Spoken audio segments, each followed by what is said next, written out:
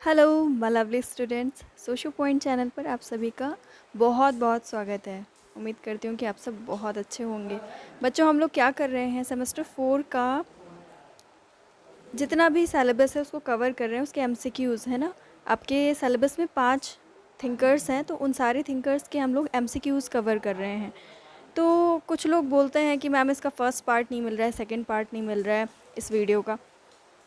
तो इतना ज़्यादा परेशान होने की ज़रूरत ही नहीं है। आप लोग वीडियो का डिस्क्रिप्शन बॉक्स चेक कर लिया करो, वहाँ पर सारे प्लेलिस्ट के लिंक दिए हुए हैं। तो अगर आप एक लिंक पे जाओगे तो उसमें बहुत सारे वीडियोस दिखाई देंगे आपको। स्क्रॉल करोगे तो सारे वीडियोस आपके जो जो भी सिलेबस में हैं वो सारे के सारे एक तरफ से मिलते जाएंगे आपको। ठीक है, तो डिस्क्रिप्शन बॉक्स और कमेंट सेक्शन दोनों एक बार चेक कर लिया करिए मेरे कोई भी वीडियोज़ देखने से पहले। ठीक है, तो चलिए हम लोग देर ना करते हुए शुरू करते हैं। माइंड, सेल्फ एंड सोसाइटी, हाँ ये मीड का है बेटा, है ना।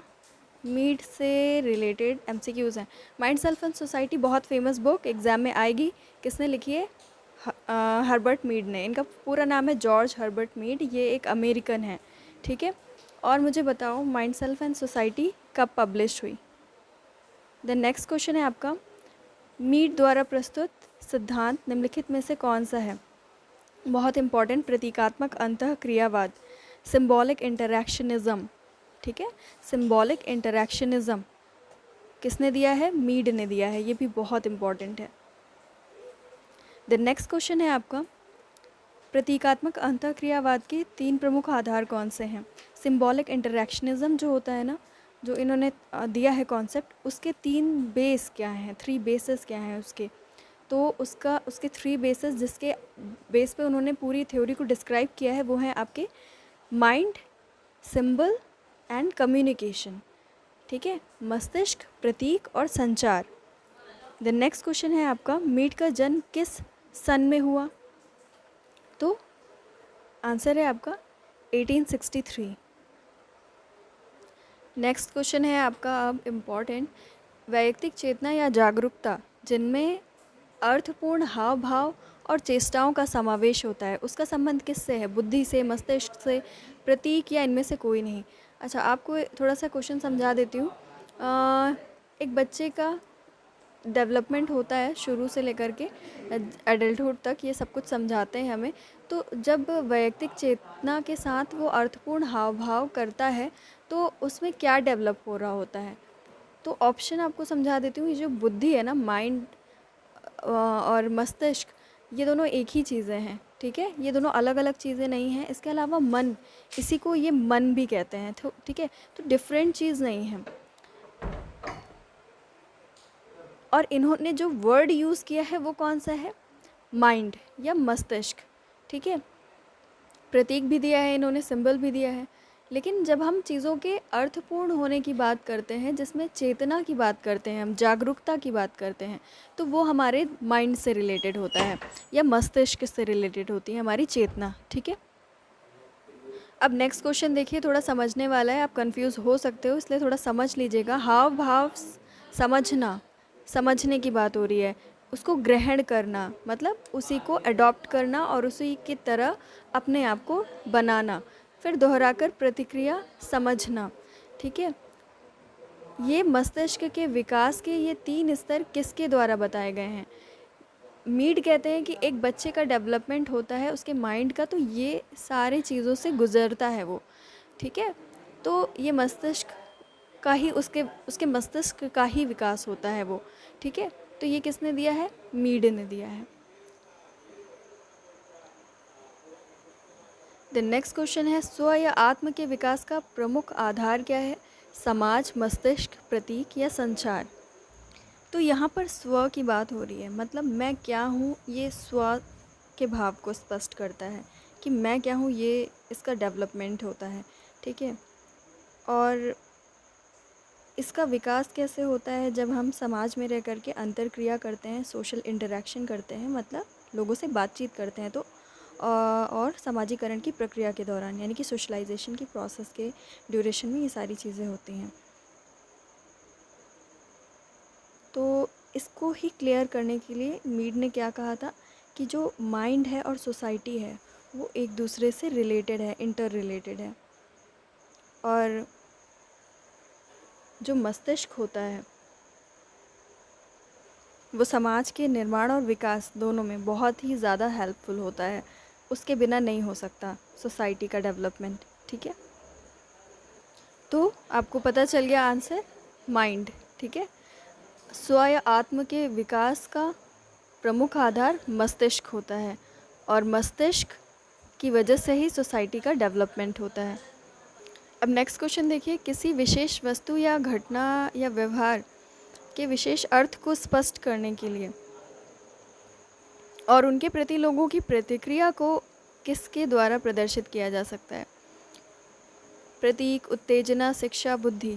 अब देखो इन सब की तो बात ही नहीं की है। ठीक है, प्रतीक एक बहुत ही ज़्यादा डिटेल्ड कॉन्सेप्ट है, सिंबल। आपको थोड़ा सा बता देती हूँ कि जो आपको शायद हेल्प करे कि जो आपकी लैंग्वेज है ना, जो भाषा, वो भी एक टाइप का प्रतीक है। और प्रतीक क्या होता है वो इस क्वेश्चन के थ्रू आप समझ सकते हो।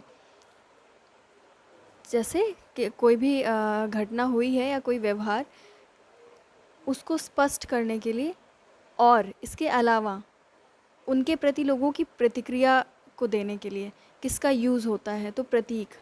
प्रतीक और इसके अलावा आप एग्जाम्पल के थ्रू समझ सकते हो कि इन सबको हम भाषा के थ्रू ही समझ सकते हैं। ठीक है, जब तक आप चीज़ों को किसी सिंबल में नहीं दोगे तब तक हम उसका मीनिंग नहीं समझ सकते। और language is also a symbol. Next question is very very important कि भूमिका ग्रहण या रोल टेकिंग की प्रक्रिया की विवेचना किसने की है? मीड, मर्टन, सोरकिन या वेबर। जो आपका मैंने कहा था ना कि बच्चे के मस्तिष्क के विकास के बारे में बताते हैं ये, तो एक ऐसी टाइम भी आता है जब बच्चा सोसाइटी से चीज़ों को देखता है, सीखता है और उसी की तरह एक्ट करता है। तो मतलब क्या करता है, उसने वो रोल टेकिंग सीख रहा है। तो ये मीड ने बताया है। ठीक है, और रोल टेकिंग कॉन्सेप्ट किसका है? ये भी मीड का है। ऐसा क्वेश्चन आ सकता है आपके लिए एग्ज़ाम में। ठीक है, बहुत ज़्यादा इंपॉर्टेंट क्वेश्चन है। आई थिंक ये ज़रूर आना चाहिए, फेमस क्वेश्चन। प्रतीक प्रतीक सामान्यतः मानवीय व्यवहारों के अर्थ को समझकर विशेष अनुक्रिया करने की प्रक्रिया है, ऐसा किसका मानना है? अब देखो प्रतीक के बारे में ये स्टेटमेंट आपको एक इन्फॉर्मेशन दे रहा है, तो वो भी उसको भी आपको नोटिस करना है। प्रतीक क्या होता है? सामान्यतः मानवीय व्यवहार जो भी हैं उसको, उसके अर्थ को समझ करके एक विशेष अनुक्रिया मतलब रिएक्शन देना। ठीक है, अनुक्रिया करने की एक प्रक्रिया है। तो ऑब्वियस सी बात है, इसका आंसर क्या होगा? मीड होगा। तो आपको इसमें इस क्वेश्चन में प्रतीक के बारे में इंफॉर्मेशन मिल रही है, तो वो ज़्यादा इंपॉर्टेंट है। आप इस क्वेश्चन को 2-4 बार ज़रूर पढ़िएगा। ठीक है, द नेक्स्ट क्वेश्चन है, विशेष भावनाओं और विचारों को भाषा, हाव भाव और सुझावों के माध्यम से एक मनुष्य से दूसरे मनुष्य तक पहुंचाने की प्रक्रिया को क्या कहते हैं? संचार कहते हैं। बहुत कॉमन, बहुत कोई भी बता देगा ये तो, है ना। कुछ भी है, कोई भी चीज़ है, उसको एक इंसान से दूसरे इंसान तक पहुंचाना है। अगर एक इंसान अगर दूसरे इंसान तक कोई चीज़ पहुंचाना चाहता है, अपने हाव भाव हो, कोई सुझाव हो, तो ये सब क्या है? कम्युनिकेशन ही तो हो रहा है ना, संचार हो रहा है। ठीक है, 13th क्वेश्चन है, हाव भाव द्वारा बातचीत को मीड ने अपने किस उदाहरण के द्वारा प्रस्तुत किया है? ये जितने भी एग्जाम्पल दे रहे हो ना आप, देख रहे हो, इनमें से ये पूछा गया है कि मीड ने इसमें कौन सा एग्जाम्पल यूज़ किया है अपने कॉन्सेप्ट को क्लियर करने के लिए। तो बी आंसर इज़ करेक्ट, कुत्तों के बीच होने वाली लड़ाई। द नेक्स्ट क्वेश्चन है आपका, मानवीय अंतरक्रियाओं में हाव भाव से संबंधित वार्तालाप और प्रतिक्रिया करने के लिए क्या महत्वपूर्ण है? अब इसमें एक वर्ड आया है वार्तालाप। ठीक है, वो भी इंटरेक्शन से रिलेटेड, और हाव भाव आपको देने हैं। तो अगर आपको वार्तालाप करना है और प्रतिक्रिया भी देनी है, तो इन सब के लिए क्या यूज़ होगा? मौन रहोगे आप या लॉजिक? सबसे पहले तो भाषा होनी चाहिए ना, तभी तो ये सारी चीज़ें कर पाओगे। ये तो बहुत ईजी क्वेश्चन था, है ना। नेक्स्ट क्वेश्चन है आपका, सामान्यीकृत अवधारणा अन्य की अवधारणा किसने दी है? सामान्यीकृत अन्य की अवधारणा मीड ने दी है। Generalised others. ठीक है, बहुत ज़्यादा इम्पॉर्टेंट क्वेश्चन है ये, बहुत ही ज़्यादा इम्पॉर्टेंट। ठीक है, व्यक्तित्व का वह पक्ष जिसके द्वारा व्यक्ति स्वयं के विषय में एक विशेष धारणा, विचार या भावना को विकसित करता है, उसे क्या कहा जाता है? देखिए, ये इसका आंसर होगा स्व, ठीक है? और इसके थ्रू आप समझ सकते हो कि स्व मतलब क्या होता है। स्व एक आपकी पर्सनैलिटी का एस्पेक्ट होता है, आपके व्यक्तित्व का पक्ष होता है, जिसके द्वारा क्या करते हो आप, स्वयं के विषय में जो भी ओपिनियंस डेवलप करते हो अपने माइंड में कि मैं ये हूँ, ठीक है? तो वो ही स्व होता है। मीड के स्व का विकास का संबंध निम्नलिखित में से किससे है? मैं और मुझे, जगत के प्रति चेतना, अहम और परा अहम, या इनमें से कोई नहीं। देखिए, अहम और परा अहम का सिगमंड फ्रॉइड ने कॉन्सेप्ट दिया है। मैं और मुझे मीड से रिलेटेड है, ठीक है? तो मीड से रिलेटेड पूछा है तो मैं और मुझे इज़ आंसर, ठीक है? Answer is correct. 18th question देखते हैं, विशिष्ट अन्य या ठीक है, विशिष्ट अन्य का संबंध किससे है? देखिए, इन्होंने डेवलपमेंट जो होता है सेल्फ का, उसमें दो लोगों की बात करी है, एक जनरलाइज्ड अदर्स, एक सिग्निफिकेंट अदर्स, ठीक है? विशिष्ट अन्य और सामान्यीकृत अन्य, ठीक है? देखो, सामान्यीकृत अन्य भी आया है और विशिष्ट अन्य भी आया है, और स्व से रिलेटेड है ये दोनों। तो इन्होंने इसके बारे में बात की है। इसे बोलते हैं जनरलाइज्ड अदर्स, इसे बोलते हैं सिग्निफिकेंट अदर्स। तो विशिष्ट अन्य जो होते हैं वो क्या होते हैं? हमारे करीबी लोग होते हैं, माता पिता और परिवार के अन्य सदस्य। और सामान्यीकृत में अन्य में कौन लोग आते हैं? परिवार से बाहर दूसरे समूह के लोग, ठीक है? तो इन लोगों के माध्यम से, इन लोगों के साथ रह रह के एक बच्चा अपने मस्तिष्क को विकसित करता है, ठीक है? उसके अंदर समझ पैदा होती है और धीरे धीरे स्व का विकास हो जाता है। नेक्स्ट क्वेश्चन है 20। मीड द्वारा प्रस्तुत स्व के विकास के 3 स्तर निम्नलिखित में से कौन से हैं?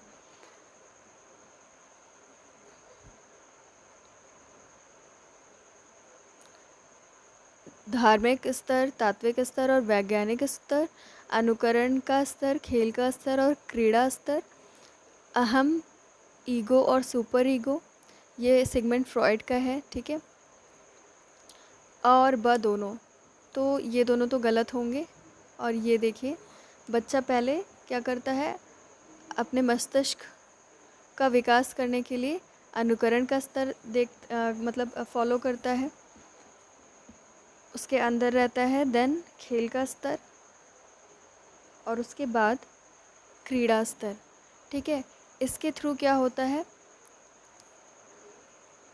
इसके थ्रू एक्चुअली होता क्या है, उसके मस्तिष्क का विकास होता है, और मस्तिष्क का विकास और स्व का विकास इंटर रिलेटेड है, ठीक है?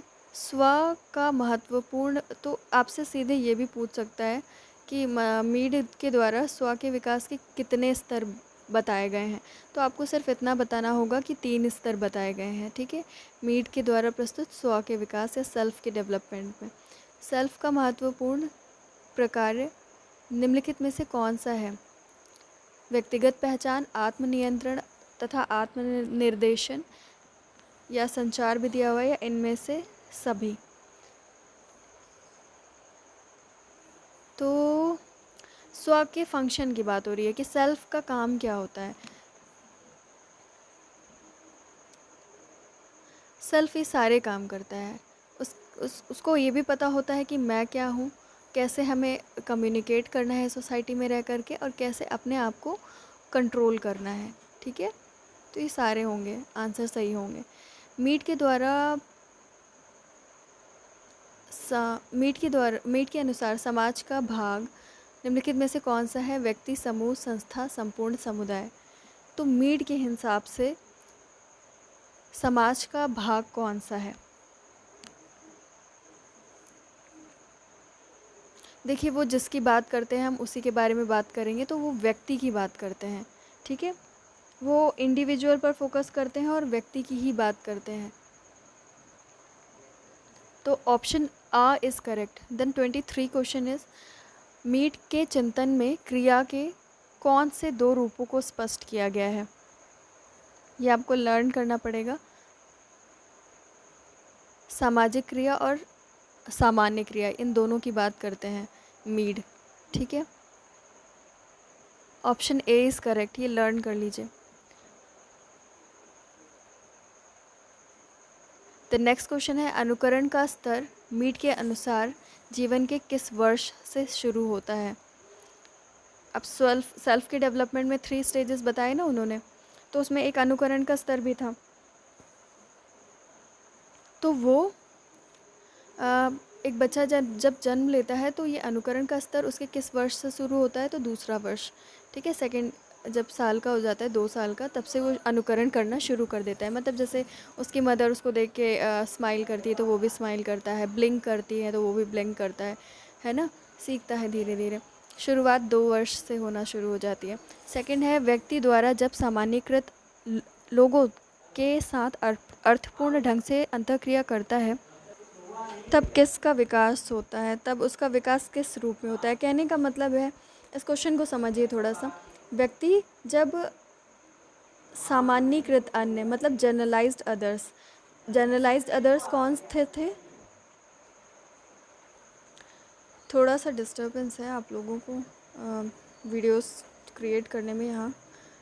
तो हम लोग कहाँ थे?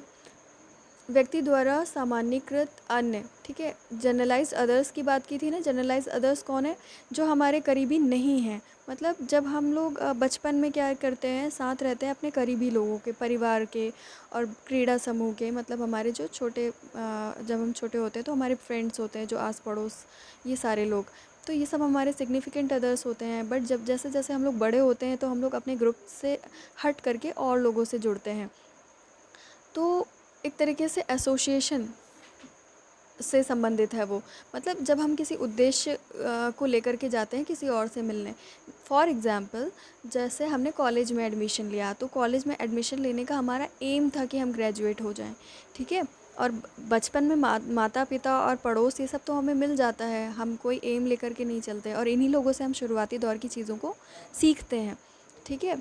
तो अ, जब जब बच्चा क्या करता है, बाहर के लोगों के साथ अर्थपूर्ण ढंग से क्रिया करना सीख जाता है, तो उसका विकास किस तरीके से हो जाता है?